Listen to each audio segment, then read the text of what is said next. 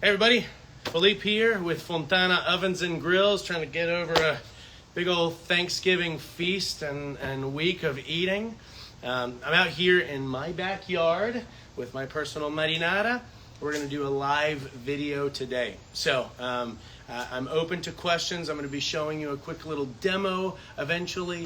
But today we're talking about the marinara in wood. So if you're tuning in my backyard, my name is Philippe. This is the marinara. The marinara is our largest of three sizes. We have the margherita, which is our smallest, the mangiafuoco, and then the marinara. The marinara has internal depth of 32 by 32. Now, when you build your fire with any wood-fired unit, you're going to be using up a specific amount of space for your fire, for your coals. So in this case, I have my coal bed going. I have a nice little coal bed here. I'm going to add an extra piece of wood to be able to make sure that it maintains a nice coal bed, a nice fire. But I have it on the left-hand side. And that's going to take up approximately 8 inches of your width. And that's something that you need to keep in mind as you're trying to figure out which size is best for you. So today we're going to be talking about something special, right? So over Black Friday, we had an awesome discount on our website of 10% to 15% on everything on the website, right? So that's 10 to 15% off everything on the website. That has now continued into, if you haven't noticed already, into the Cyber Monday deal, right? So instead of receiving this awesome leather apron, which we still have, I would highly recommend it. It makes a fantastic Christmas gift for anybody who either has one of our ovens or is just a grilling and cooking aficionado. But now we are offering our stainless grill. So the stainless grill is this bad boy. This is my personal one. See, it's been used very well. I have a new one that I can show you. It's nice and clean, but essentially all this is solid stainless steel rods that are welded together. These have a foot on every corner that's about 3 to 4 inches tall. And that's important because what we're going to do today, as I show you all of this, is grill directly over coals in our oven. So essentially what I'm going to end up doing is I built a fire. I have it at about 700 degrees, right? I don't want to get it way too hot inside, but I wanted to generate a nice coal bed. And then you take those coals and you rake them over onto your cooking surface area. And then you grill directly over the coals. So you get not only the heat coming from the top, hammering the top of the beef, but you also have the coals underneath that are generating that caramelization. All of the fats, all of the drippings fall down onto the coals, produces a nice plume of smoke, adding that flavor, right? So as you go to a professional chop house, for instance, most of the time what they do is they take beef and they put it inside of a salamander or some sort of oven that gets up to about 800 to 1,000 degrees, depending on where you're going. And they stick the beef in there first, which gets a total sear, right? Then they take it out and then throw it over coals to give it that flame-kissed feel, the grill marks, if you will. This allows you to do both simultaneously. So when we say these are wood-fired ovens, gas-fired ovens, it's because they're for way more than just pizza. Don't limit yourself. I'm going to keep hammering this forever and always. This is not solely a pizza oven. This is a wood-fired oven. You can bake cookies, you can do cakes, you can do roasts, you do vegetables. In this case, we're going to show you how to make steaks. It's a phenomenal unit to add to your outdoor kitchen. It can do all kinds of stuff. So, as I'm still preparing, do we have any questions that are already coming in? Anything from... Nothing yet. Nothing yet. All right, so if you guys have any questions for anybody who might be watching, make sure to write us a question and I'll answer it live. So ultimately what I'm doing today is I get the oven going. I have a nice coal bed already. I added in an extra piece of wood. Now this is something that I had made when I was in Italy. It's a phenomenal little tool. We may begin making these. But essentially what you want to do is this tool allows you to blow a very fine stream of air directly on the coal. So if you can kind of see, right now it's kind of dark in here, right? But what I'm going to do is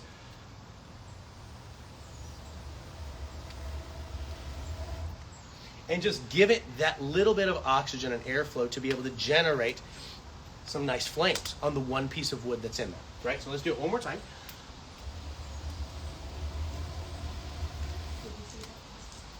Now, I had this made with some little forks on the end because I like to be able to move around logs as well, right? So it's a cool little tool. There's a lot of different methodologies. Some people use a small piece of copper, but that's what you do.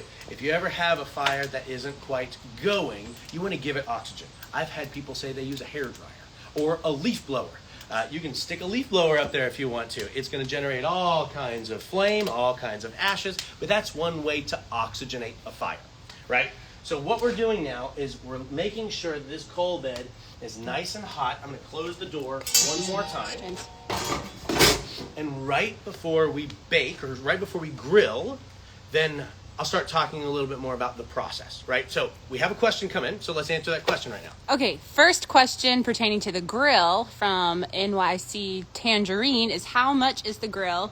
Are there any sales going on? Absolutely. So once again, if you're just tuning in, we are talking about our Cyber Monday sale. The Cyber Monday sale has 10 to 15% off site-wide, right? So even our ovens are discounted 10% up to 15% depending on the model, but even our accessories.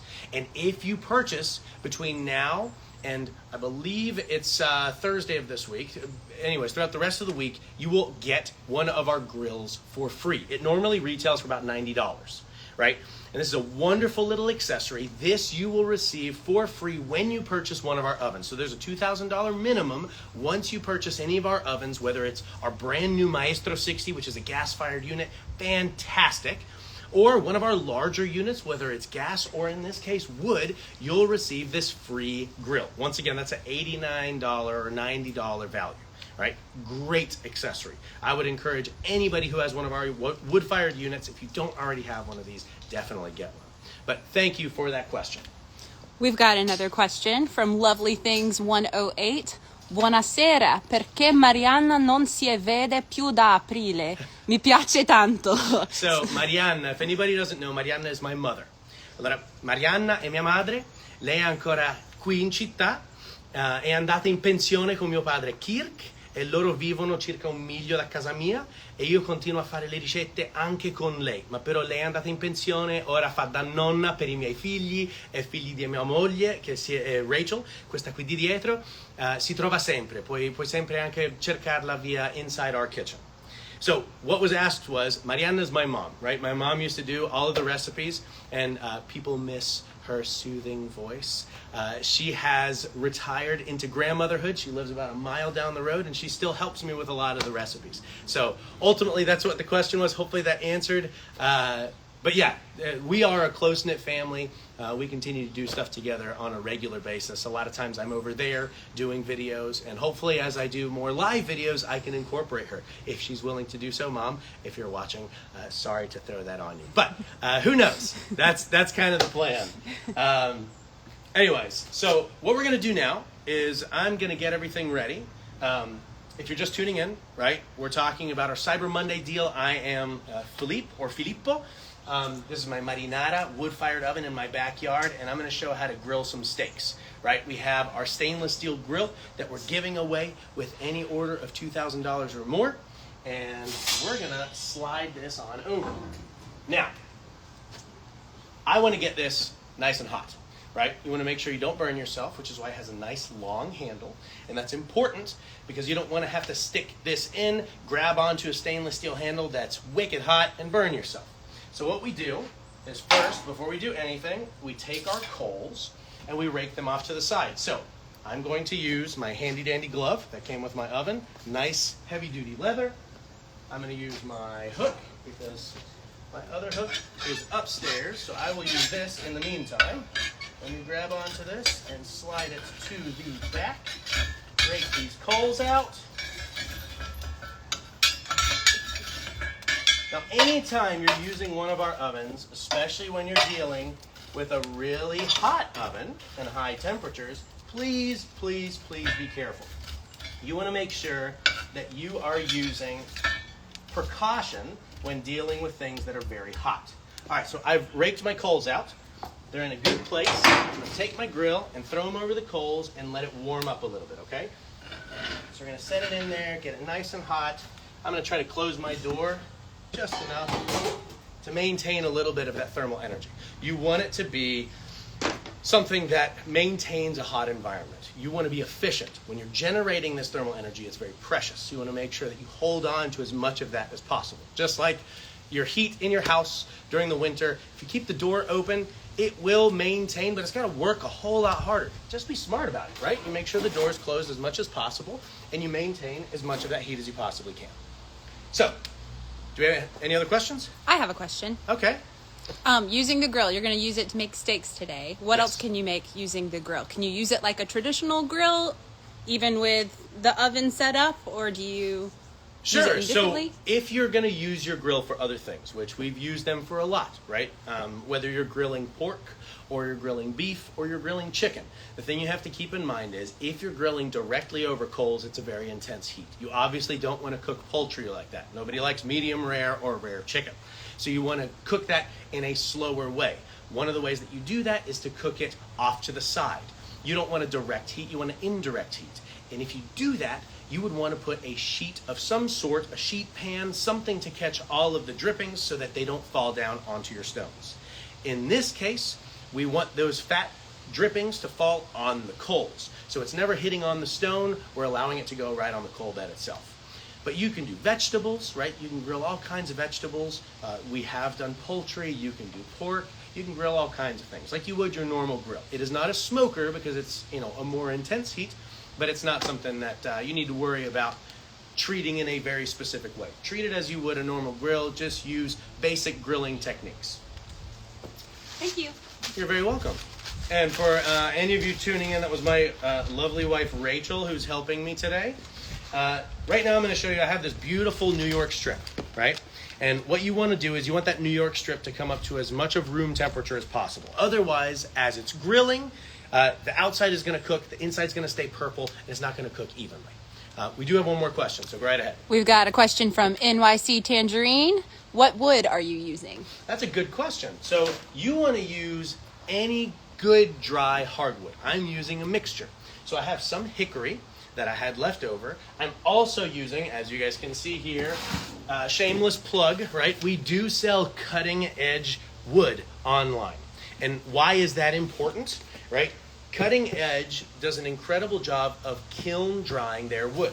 Kiln dried wood retains a lot more density. So if you air dry wood, it becomes a lot more, starts to split. I don't know if you can see this or not. It splits really easily. Sometimes there's extra moisture on the inside. Sometimes there's bugs.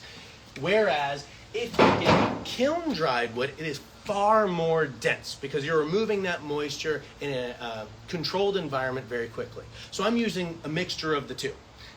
But wonderful question once again, NYC Tangy. I appreciate that. All right, so we have our steak. What you want to do is you take salt. You want to keep it simple. You take salt and you just cover it with some coarse salt right over the top. I'm going to do both sides, right? Flip it over. I don't like covering it with a bunch of different spices. I like the beef to be the star. I don't need garlic. I don't need pepper. I don't need marinades. I like the beef to be the star, and this allows it to have a little bit of saltiness and crust on the exterior, but retain its beefiness. There was another question, Rachel? I had a question. Okay. So I'm watching the oven and it's starting to produce a lot of smoke. What does that mean? Oh, that's a good question. So a lot of times we have a piece of wood that's in there, right? And the piece of wood now is probably catching. Also, I have the fat that was on the grill originally that is burning off. So this is my personal grill. This is what I use. It gets nice and hot, and it burns off any of that excess beef or fat that was on there. I did a flank steak the other day, and it had a little bit left on it, like any grill will. Wonderful question. Thank you. All right, so now we're going to try to be smart about this. So we take it out very carefully. You can see it's very hot. Take our beef and place it. I'm going to do this quickly so you can see, but I'm going to take the beef and place it directly on the grill, just like that. Now, We've got Then another slide question. it back inside, because I want, if you want to come in just a little bit, you'll be able to see, Rachel, if you want to bring the camera in just a little bit. I don't know if you guys can see this or not, but you want that beef to be right above the coals, right? You want to get your coals. Sometimes you can actually take this and slide it right underneath. And the more coals you have, the closer it's going to be to the beef, the faster it's going to cook. So now you can see as the fat starts to drip, it's hitting on the coals, generating a plume of smoke, adding to that flavor. That's what we want. Okay, so we have a question from Marco. Do you place a sheet pan to protect the stones? That's a great question. And we talked about it a little bit earlier. If you're cooking beef, you want the drippings to fall onto the coals. If you have something that is there to protect your stones, then it's okay if that fat dripping falls onto the coals themselves. You never want moisture to just pour onto a stone, because if that moisture, whether it's water or if you take beef or chicken or pork and let all that juice fall onto the stones, it'll cause the stones to go through thermal shock. Thermal shock is when it will actually cause the stone to break. It'll crack, just like the glass of your convection oven will, right? If it's hot, you pour water on it or some sort of liquid, it'll shatter. Very similarly, a stone will do the same thing, right? So if it gets too hot, or hot in this case, and then you get too much moisture that drips on it, then you'd want a sheet pan alternatively, right? You don't have to cook directly over the coals. You can cook directly over a sheet pan that will absorb or catch those juices. That's a great question, Michael. Was there another one? That's it. All right, fantastic. So far. All right, so we can see the oven right now inside is at about 600 to 650 degrees, right? I could make it hotter. Some people like it really hot, like 1,000 degrees. Other people like it a little bit on the cooler side. But keep in mind, the heat that is in there is hammering from the top. It's also coming from the bottom, from the coals themselves. So one more question, go ahead. We've got a question from NYC Tangerine. What about if you're cooking in a gas oven? Always use a sheet pan? Sure. So if you're cooking in a gas oven, you would want to use a sheet pan if you're using our grill, right? The grill is there really to keep it off of whatever is cooking it from beneath, right? So you wouldn't put coals in your gas oven. So that's the first and foremost thing that you need to know. Our gas ovens are made for gas only, right? And the gas oven that I use, if I'm cooking steak in it, I utilize cast iron, carbon steel, some sort of cast aluminum cookware. And that allows the beef to come directly on an incredibly hot surface, generating that sear. That's what you want in a gas oven. And then I have recipes showing that, but ultimately if you have a gas oven, that's what you're going to want to do. Use cast iron, carbon steel, or cast aluminum. But these are still fantastic, and if you do decide to use this in your oven, in your gas oven, then you will use a sheet pan underneath, something to catch the drippings, because you don't have those coals to catch the drippings themselves. So let's check on this beef real quick. It's looking good, so I'm going to pull this out just enough for you to see. I don't want to get the oven too dirty right now, but let's check the bottom, see if this is generating a good enough sear. It looks pretty good to me. So it's coming along just fine. Once again, put it in the back right over those coals. You typically want a couple minutes on either side, obviously depending on the temperature, actual temperature of the mass of the beef, and what temperature, whether it's well done to medium rare or rare, that you want within your steak. I'm usually more on the medium rare side because I like it more bloody. But a lot of people don't like that. Some people like leathery, well done beef, as I so often joke. So if you're that person, I apologize. I have some leather shoes in the back that you can have later. That being said, we're going to let this go for another minute or so. And what we're going to do today is we're going to use our Marinara wood-fired pizza oven and our stainless steel grill. This is the Tuscan grill that we sell on our website for $90. If you're buying an oven today, this week, if it's $19.99 or more, $2,000 or more, you will get a free Tuscan grill with your order. It is an awesome accessory because you can cook all kinds of things like we've talked about. You can grill many things besides just beef in your oven, because these are not just wood-fired pizza ovens. They are wood-fired ovens. Now, I'm walking around with this nice heavy-duty leather glove. This is something that the ovens also come with now, nice leather glove. And you want to make sure that it is covering your wrist, especially if you're going to be real macho about it and reach inside of the oven. I used to do that all the time with no gloves, and I have a tattoo on my finger from burning myself to prove it. So don't be like me, use your glove. All right.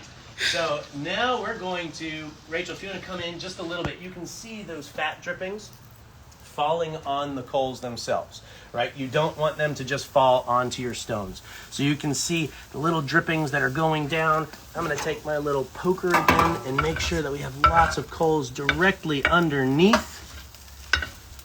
Okay, Marco has another question. Okay, go ahead, Marco. Would the coals be from the wood? My own coals. One from second. the wood. We paused due to poor connection, so just in case you didn't hear it, Marco, here we go. All right, we back? We're back. Awesome. So you asked if the coals are from the wood that was burned earlier. That's absolutely correct. So we're using a mixture of just hickory and oak. I started the fire about an hour beforehand so I could generate my own coals. You can also put lump charcoal in. Just use natural lump charcoal. Don't use Kingsford, anything that has any sort of lighter fluid or synthetic components to it. We like to keep it as natural as possible. So great question. Now, I'm going to pull this steak out, and I'm going to wrap it in aluminum foil. You want this to rest. It will continue to cook, but I want it to rest enough so that the beef continues to cook on the inside. It gets nice and tender, and it'll retain a lot of those juices. So we're going to take this out. Once again, being careful, right? All right, so here we go. We have our steak. I'm going to set this right here and get the grill out of the way, because that's nice and hot. All right. Looks delicious. So we're going to take our beef and wrap it. And then we're going to let it rest. And you let this rest a little bit. We paused again due to poor connection, so explain that one more time. All right, so are we back? We're back. Fantastic. So what we did is we wrapped up the beef. We want this to be able to rest. We want it to be nice and tender and to get nice and juicy without immediately cooling off. So what we're going to make today is a tagliata. Now, we've shown this a couple times on the website. A tagliata, so I'm going to be using our incredible handmade Saladini fork and knife set, right? This you can use to slice and roast again. We're back. We're back. All right, so any sort of roast or turkey you can use the Saladini knife set for, right? So I'm going to use that to be able to cut our steak. Move that. Sorry for the poor connection. We're figuring it out. Are we back? We are back. All right, fantastic. Connection. Not quite sure why, but I apologize. So we're going to be making a tagliata, like I said. So you take the steak, you slice it nice and thin, and you put it on a bed of arugula, and then you take a fresh lemon and squeeze a little bit of fresh lemon juice over the top. You have another question? We have a question from Chef ANXX. I'm not a big fan of grill marks. Do you have something similar to grill, but as a flat top? Watching on low volume, can you please type the answer? Sure.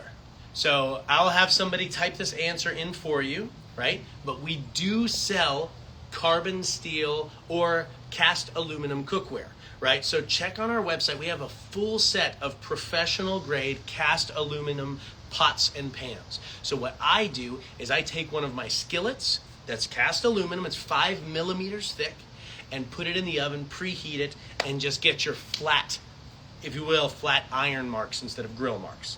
So you can do the same thing, you just wouldn't do it with coals. And just to mention, you're going to be getting a typed response from Pete, who's in the warehouse. It's going to be coming from his personal account. So just so you know. All right, so from Pete Ludlow.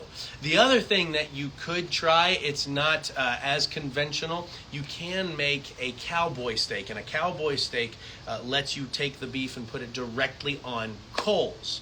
Now, it's very different in that there's nothing between the beef and the coals. So you have to remove the ashes, usually blow on it, put the beef right on the coals. The moisture that's within the beef prevents the coals from sticking too much. So you won't get grill marks, but you'll get coal marks, if you will. So that's the other alternative. So for anybody that is just tuning in, I am Philip with Fontana. I'm here with my marinara pizza oven in my backyard, and we just used the Tuscan grill, the Forno Toscano Tuscan grill, to grill a steak. And we're gonna make a tagliata. So the tagliata, once again, is steak over a bed of arugula, fresh lemon juice, olive oil, salt, and then I'm gonna grate a little bit of Parmesan cheese on top. But this grill is something that comes with your oven this week for Cyber Monday, right? Any order over $2,000 will get the grill for free. Not only that, but on our entire website, everything is discounted 10 to 15%. This is the first year we've ever done something like this. I apologize for the airplane in the background, but take advantage of this, right? We haven't done this before, and it's an amazing opportunity for you to be able to get a great deal on your oven or accessories. And we're gonna let this airplane pass, so hold on one second.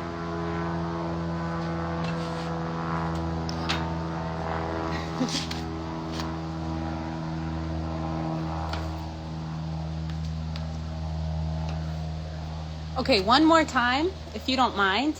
Sure. The question that we had about the grill. Yes.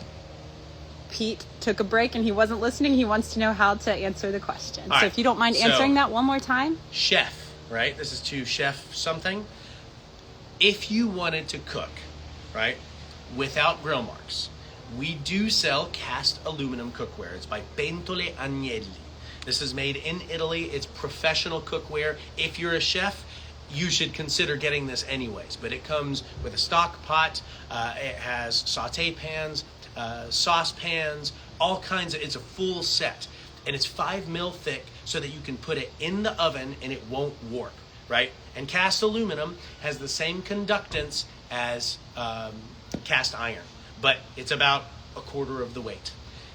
So you can grill directly on our Pentole Agnelli cast aluminum pan, one of the pans, and then you get no grill marks, but you'll get a grill sear. So we're gonna jump over to this.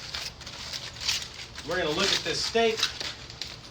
All right, so you can see the steak has a lot of juice in it, right? Can you see that juice? We would have just lost a bunch of this. That's gold, absolute gold when you're dealing with a steak. So we're gonna take this out. We've got another question. Go right ahead. What temp is best for this steak? What about bone in versus like a filet mignon? Sure, so it depends on the temp that you want your beef to be cooked at, what internal temp. I like typically higher, so a minimum of 650 up to about 900 degrees because it gives it a nice sear on the outside while the inside stays nice and pink. I prefer bone-in. I'm showing a New York strip because the New York strip looked really good and marbled today, and they didn't have any T-bones. But I like cooking pretty much all meat with bone-in. It adds an additional umami or a different flavor to whatever it is, whether it's fish or poultry, pork or beef, right? It's rendering sometimes from the marrow itself, but it renders its own flavor to the beef that you miss out on otherwise. So, Rachel, I'm going to slice this steak so you can see this thing is like cutting like through butter. This went, I was talking a little bit, so this went way darker than I wanted it to. That's, for me, too well done. Now, some of you may look at this and say, oh man, that's perfect. I apologize in advance. I wish I would have taken it out sooner. But this is my first time cooking steak on a live. So, you can see it's got a little bit of pink on the inside. I would say this is more medium than medium rare, but this is still going to be a fantastic steak. So essentially what you do is we take this and we lay this on our bed of arugula. So you take your steak and start to layer it out. You want to make sure that you keep as many of these juices as possible, because this has so much flavor. So we're actually gonna, this is one trick that I like to use. The aluminum foil that we used allows all of those good juices to be used as its own sauce. Now, once we've done that, you want to keep it simple, right? So in Italy, we never use any steak sauce. You just use lemon juice. Lemon juice does a couple things. It adds a little bit of citric acid. It helps denature the proteins just a little bit within the beef itself. But it also acts as a little bit of a sauce or a dressing for the arugula itself. So we do a little bit of lemon juice, obviously some wonderful olive oil over the top, a little bit more salt. I'm not Salt Bay here. I'm just going to throw it on top just like this. And I have a little bit of Parmigiano Reggiano. So you can do scallions, or in this case, I'm just going to grate it a little bit over the top so it's not giant pieces. And this right here is a wonderful, in my humble opinion, a little overcooked tagliata on a bed of arugula. Now this was cooked with our Forno Toscano Tuscan grill that we used inside of my marinara pizza oven back here, cooking directly over the coals in an oven that was about 700 degrees. So that's a quick little tutorial on this, right? You can serve it with a couple wedges of lemon. People can grab a couple slices. They can also eat the arugula, which is really what you should do because it's a beautiful salad. The pepperiness of the arugula itself really complements the beef well. It's got that nice creamy Parmigiano Reggiano over the top and that little hit of lemon juice that really is good on pretty much all steaks. So if you haven't ever done it before, please try it. It's fantastic. Absolutely fantastic. But listen, I really appreciate you guys signing in. Make sure to check us out every Monday. I'll either be doing a demonstration or I'm going to sit down and let's just talk about it, right? That's the whole series. It's called Let's Talk About It. So if you have questions, I am there for you. I've been doing this for a very long time and I'd be happy to answer any of your questions.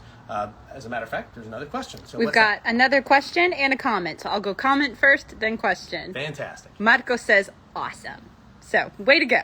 Fantastic. Thank you, Marco. I really appreciate it. NYC Tangerine says, how do you clean up inside of the oven afterwards? And when do I need to replace stones? Sure. So that's a great question. So if you think about your convection oven at home, when you put it on self-clean mode, it locks the door, and if you're lucky, kind of blasts your oven at about 500, 600 degrees. And what that does is it burns off any of that additional organic sediment, right? Whether it's fat or whatever's left in there. You're cooking already at a minimum of, let's call it 600 degrees. You can cook at lower temperatures if you want to, but in this case, all of the fat drippings have fallen on the coals. Anything, even if you were cooking pizza or anything else, by allowing the fire to burn itself out, right? So I'm still at 600 degrees with just barely coals in here, right? You can see I could get this roaring hot, but it's essentially self-cleaning. Anything that is in there, even if you were to flip a pizza. I have one of my sales guys who will remain unnamed who has flipped a pizza in an oven, right? It's happened to me before. I've had a buddy who's thrown a plastic plate in the oven and I'm like, nah, and it flips onto the stones. Obviously, don't ever put plastic in your oven. It will melt, right? This is crazy hot. But that being said, if you get the fire nice and roaring, you take the coals, put it right over the area where the pizza has been flipped. Once you remove everything out, that fire, those coals themselves will burn off any of that organic sediment, anything that's left. Now, you will have permanently seasoned your stones, so it may look a little splotchy, but you've done nothing to the structural integrity of the stone itself. Now, the other question is, when do I need to replace my stones? So stones have come in a myriad of placement. So we've had as few as 2 stones in an oven and as many as 9 stones in an oven. Ultimately, when your oven arrives, the bottom base plate may have a little bit of movement, right? Because it's a large sheet of metal. For instance, this is the largest base of metal that we have. It's going to fluctuate. Even though we do insulate it on the below the metal and on top, there will be a little bit of movement. So I always recommend using sand, right? playground sand. You can buy that from Lowe's or Home Depot. If I could sell every oven with a bag of playground sand, I would. But essentially, you can take, if there's ever any movement and your stones are uneven, you literally can take them out, hit it with a shop vac, make sure all the sediment's out, take some sand, put a nice even layer, and then put the stones back down. And that does two things. It levels the stones and it adds additional insulation. Now, that being said, the question was, when do I need to replace my stones? When it becomes inconvenient to you.